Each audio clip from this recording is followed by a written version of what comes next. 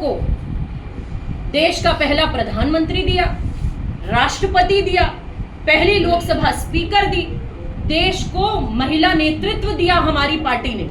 अगर किसी पार्टी का नेतृत्व महिलाओं ने किया तो कांग्रेस पार्टी, एनी बेसेंट से लेकर इंदिरा गांधी तक, सरोजनी नायडू से सोनिया गांधी तक, हमारी पार्टी का नेतृत्व महिलाओं ने किया। ये वो भारतीय जनता पार्टी है, वो महिलाओं के हक की बात करती है। जैसे हमारी नेता प्रियंका गांधी जी ने बताया, मणिपुर में बेटियों को नग्न अवस्था में घुमाया जा रहा है। केंद्र में आपकी सरकार है, राज्य में आपकी सरकार है, आप बच्चियों को हक देने की बात करते हैं। हमारे देश का नाम बढ़ाने वाली वो पहलवान बेटियां, उन्हें इन्हीं की पार्टी के नेता बृजभूषण शरण सिंह जैसे लोग जब सड़क पे घसीटवाते, जब उनकी इज्जत तार तार की जाती है, तब ये पार्टी कहां जाती है? तब इसकी वो महिला सांसद जो आज चीख चीख कर कह रही है महिलाओं का हक रोक लिया गया, मार लिया गया, वो कहां जाती है? मैं उत्तर प्रदेश से आती हूँ। हाथरस और उन्नाव किसी से छुपा हुआ नहीं है, जिसके लिए राहुल गांधी जी और प्रियंका गांधी जी पैदल हाथरस पहुंच गए। उस बेटी को रात को केरोसिन से जला दिया, तब हक कहां गया था महिलाओं का? मैं पंजाब जैसे एक बहुत ही ऐसे प्रदेश में बैठी हूं जहां आप झूठ नहीं बोल सकते पंजाब से, पंजाब के लोगों से। 2017 में जब कांग्रेस की सरकार पंजाब में आई, 1 साल के अंदर अंदर हम महिलाओं को पंचायतों में और म्युनिसिपल कॉरपोरेशंस में लेकर आए। हमने 33% से बढ़ाकर पंजाब में महिलाओं का हक कितना किया? 50% तक किया। आज कितनी महिलाएं पंजाब में बैठी हैं जो नेतृत्व कर रही हैं शहरों का? हमने महिलाओं को निर्णय लेने की ताकत दी। आज महिलाएं शहरों का निर्णय लेती हैं। मेरे साथ में पार्षद भी बैठी हैं यहाँ की। कांग्रेस पार्टी ने महिलाओं को नेतृत्व करने का मौका दिया है। कांग्रेस पार्टी जानती है कि देश की आबादी है, उन्हें पूरा हक मिलना चाहिए। हमारे नेता राजीव गांधी जी 1989 में, जब इनके बड़े बड़े नेता अटल बिहारी वाजपेयी से लेकर आडवाणी जी से लेकर जसवंत सिंह से लेकर राम जेठमलानी से लेकर विरोध कर रहे थे, तब राजीव गांधी जी ने कहा कि ये देश की आधी आबादी है, इन्हें पूरा हक मिलना चाहिए। और पंचायतों में महिलाएं आई, 33% आरक्षण कांग्रेस पार्टी ने दिया। आज गांव गांव महिला नेता आपको पाई जाती है और 15 लाख से ज्यादा महिलाएं म्युनिसिपल कॉरपोरेशंस में और पंचायतों में है। किस पार्टी ने यह हक दिया? किस पार्टी ने दिया? मैं उत्तर प्रदेश से आती हूँ। योगी आदित्यनाथ जी आज छाती पीट पीट के कह रहे हैं महिलाओं के साथ बुरा कर दिया विपक्ष ने। लेकिन मैं उनसे पूछना चाहती हूँ, मेरे पास एक पुराना वीडियो है, योगी आदित्यनाथ जी वो वीडियो देख लें जहां वही महिला आरक्षण बिल का विरोध कर रहे थे। तो झूठ, एक गिफ्ट जिसकी पैकिंग बहुत अच्छी की गई है, गिफ्ट दिया गया महिलाओं को जिसकी पैकिंग बड़ी सुंदर थी, और महिलाओं ने सोचा अरे ना जाने क्या मिल जाएगा आपको, और जब वो पैकिंग खोली उसमें निकला डिलिमिटेशन,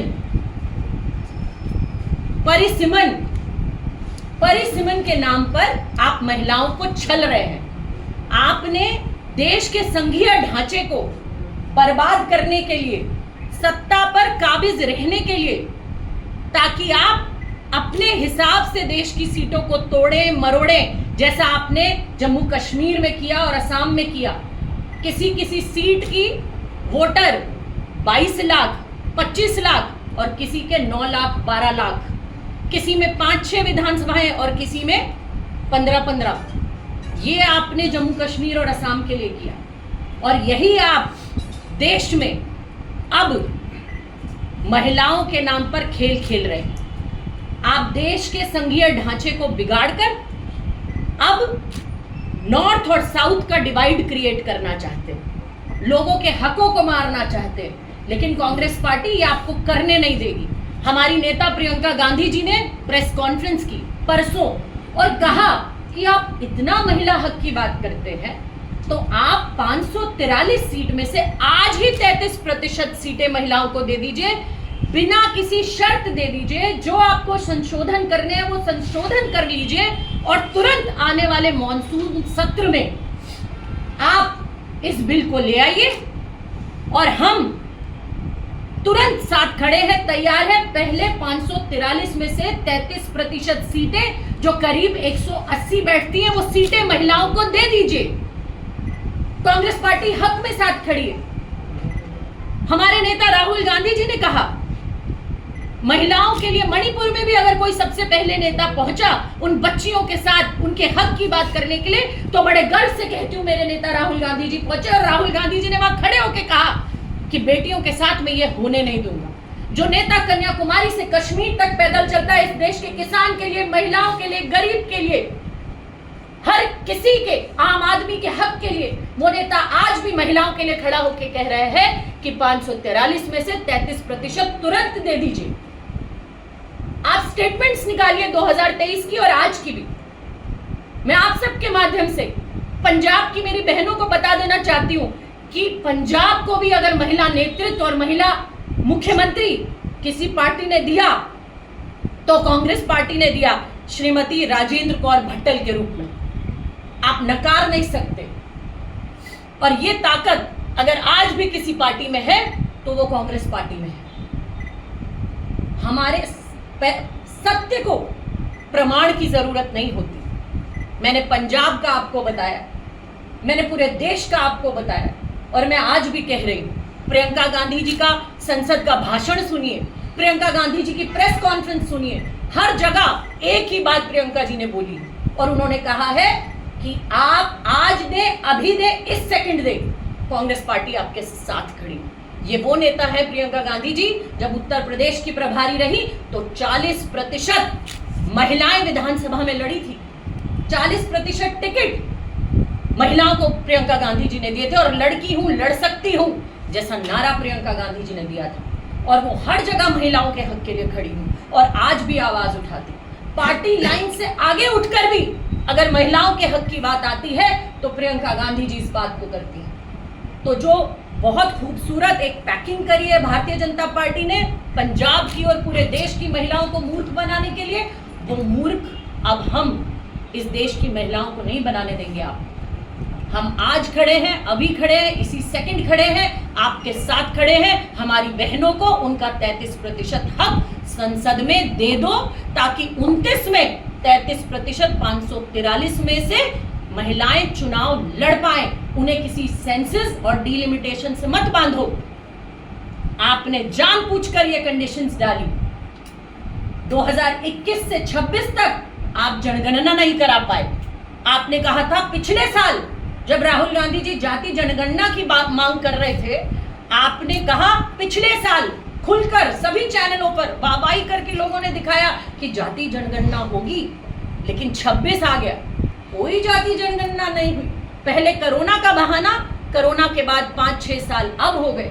आप बताइए किस दिन जनगणना कराने की बात की और बिना जनगणना कराए आप डिलिमिटेशन कराना चाहते हैं। आपकी ये साजिश देश को बांटने के लिए, देश की कुर्सियों पर कब्जा करने के लिए, हम इसको अंजाम देने नहीं देंगे। आपको इस देश को बांटने नहीं देंगे। आपको इस देश के हर व्यक्ति का हक मारने नहीं देंगे। इस देश में संविधान जिंदा है।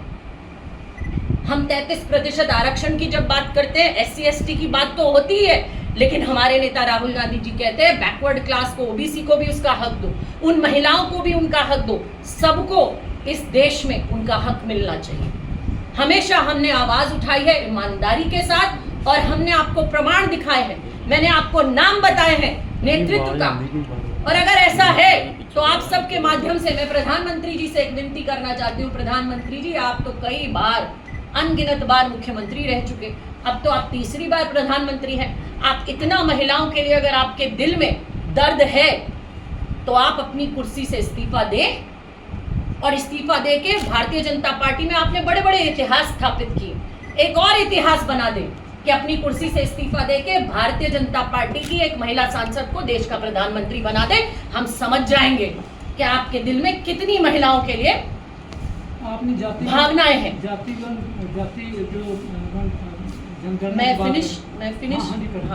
मैं फिनिश करूं। बार बार मैं बस यही कहना चाहती हूँ कि आपकी हर साजिश को विपक्ष ने नाकाम किया है। ये महिला बिल है ही नहीं, ये डिलिमिटेशन है जो आप महिलाओं के नाम का मुखौटा पहनाकर अपनी सत्ता को कब्जाने के लिए साजिश कर रहे हैं। मैंने तीनों बिलों की कॉपी आपको दिखाई। अंत में बस यही कहना चाहती हूं आपसे कि एक तरफ कांग्रेस है जो महिलाओं को 50% तक की भागीदारी जिसने दी है पंजाब में, दूसरी तरफ बीजेपी है जो महिला आरक्षण के नाम पर रोड़े अटका रही है, परिसीमन के नाम पर, सेंसस के नाम पर। कांग्रेस अधिकार देती है, बीजेपी सिर्फ प्रचार करती है, बीजेपी सिर्फ थिएट्रिक्स करती है, बीजेपी सिर्फ नाटक करती है। और ये नाटक अब हमने नाकाम किया है और आगे भी हम ये नाटक करने नहीं देंगे। आप आज दीजिए, अभी दीजिए 33% आरक्षण। हमारी मांग है 543 सीट में हमारी बहनों को अधिकार दीजिए ताकि 29 में हमारी बहनें सांसदों में पहुंच पाए। धन्यवाद। एक सेकंड जी, विल टेक क्वेश्चंस। पहले वेरका जी एक बार एड्रेस कर लें, उसके बाद हम क्वेश्चंस जो है दोनों को ले लेंगे। मैं आप सबका धन्यवाद करता हूं और ख़ास करके आज बहन डोली शर्मा जी हमारे बहुत तेज तरार, आपने देखा कि हमारे प्रवक्ता हैं और राष्ट्रीय कांग्रेस के प्रवक्ता गौतम सेठ जी भी आए हैं। मैं पहले तो इन दोनों का स्वागत करता हूं और मुझे सिर्फ आपसे दो बातें कहनी हैं। बात सिर्फ इतनी सी है कि आज भारतीय जनता पार्टी भारत के संविधान को मानने के लिए तैयार ही नहीं। संविधान में जो लिखा है वो उसको मानती नहीं है, वो मानती है मनुस्मृति को, और जिसमें महिलाओं को दबाने का काम है, उनको अधिकार से वंचित करने का काम है। और भारतीय जनता पार्टी का मुखौटा तो बार बार आपने देखा है, वो करना नहीं चाहती, वो सिर्फ कहना चाहती है। और आज जब डॉक्टर मनमोहन सिंह की सरकार थी तो हमारे 14 के करीब पार्लियामेंट में भारत सरकार में मंत्री महिलाएं थी। आज प्रधानमंत्री जी से हम पूछना चाहते हैं कि आपके यहाँ महिला मंत्री कितनी है अपनी कैबिनेट में? सिर्फ 7 मिनिस्टर हैं और महिलाओं का नाम लेकर के आप गलत बात कर रहे हो, क्योंकि आप महिला बिल को लागू करना नहीं चाहते और बार बार आप किसान विरोधी हो, आप दलित विरोधी हो, आप किसी का इंसाफ नहीं देना चाहते। और ख़ास करके प्रधानमंत्री के ऊपर मेरा सीधा इल्ज़ाम है कि प्रधानमंत्री पंजाब विरोधी हैं। उसका सीधा उदाहरण मैं देता हूं कि गुजरात के जब ये मुख्यमंत्री थे, वहां पे 20,000 के करीब जो वहां पे किसान पंजाबी थे, उनकी ज़मीनें इन्हीं प्रधानमंत्री ने छीनी और ये कहा कि गुजरात में पंजाबियों को ज़मीन खरीदने का अधिकार नहीं है। आज भी वो सुप्रीम कोर्ट में केस चल रहा है। उनकी ज़मीनें यूपी में योगी ने पंजाबियों को 1500 किसानों को बाहर निकाला। मैंने एक छोटी सी बात कही है कि ये पंजाब विरोधी हैं, ये दलित विरोधी हैं, ये महिला विरोधी हैं, ये महिलाओं के खिलाफ लाना चाहते थे साजिश का बिल। ये डिलिमिटेशन, एक तरफ तो जनगणना चल रही है आपकी, जिसको कह रहे 26 में कंप्लीट हो जाएगी, एक तरफ आप इसको चलाने की कोशिश कर रहे हो। आपको क्या ज़रूरत पड़ी थी कि स्पेशल सेशन बुला करके आपने नाटक किया है? इस नाटक का आज हमारी बहन डोली शर्मा ने पर्दाफाश किया है और देश के लोगों को हम ये उनका घिनौना चेहरा जो बीजेपी को आज दिखाने यहाँ है। जाति जनगणना की आपने बात करी जी। कर्नाटक में आपकी सरकार ने जाति जनगणना करवाई, अभी तक उसको पब्लिक नहीं किया। आपकी 2 सरकारें वहाँ क्या?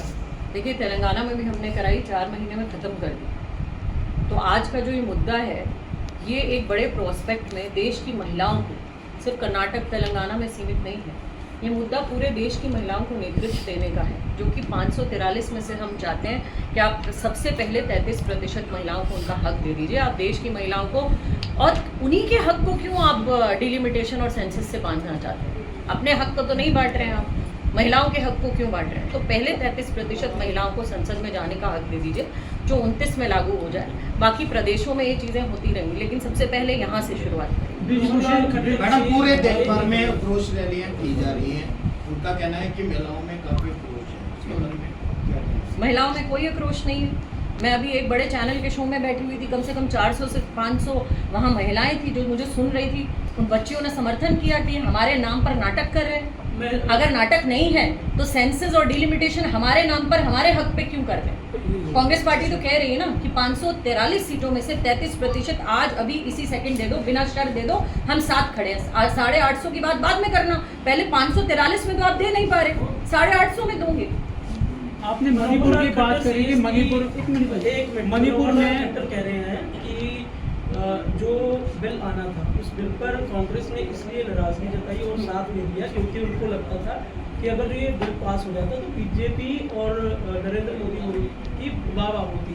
और दूसरा उन्होंने कहा कि जो पहले बिल आया था उसमें कांग्रेस ने अपने आप को जो है बड़ा दिखाने के लिए और बड़ी चीज़ें करने के लिए उन्होंने ये बिल पास कराने की कोशिश की, वो नहीं हुआ। इस बार कह रहे हैं कि भाई ये बिल जो पास होना था इसमें सब कुछ इक्वल था, फिर भी इन्होंने पास नहीं किया। ये 3 बिल हैं, इन तीनों बिलों में आप मुझे बता दीजिए कहाँ महिला लिखा है और कहाँ महिला का हक लिखा है। इस बिल में लिखा है कि किस तरीके से भारतीय जनता पार्टी को सत्ता की कुर्सी को कब्जाने का मौका है। ये महिलाओं के हक की बात नहीं तो यही बात है, ये भारतीय जनता पार्टी के कुर्सी कब्जाने का एक नाटक है। तो मनोहर लाल खट्टर जी उम्र में बहुत बड़े हैं, लेकिन मुझे लगता है उन्हें थोड़ा सा विशेषज्ञों को बुला के बिलों को अच्छे से पढ़ना चाहिए। जो 2023 के आप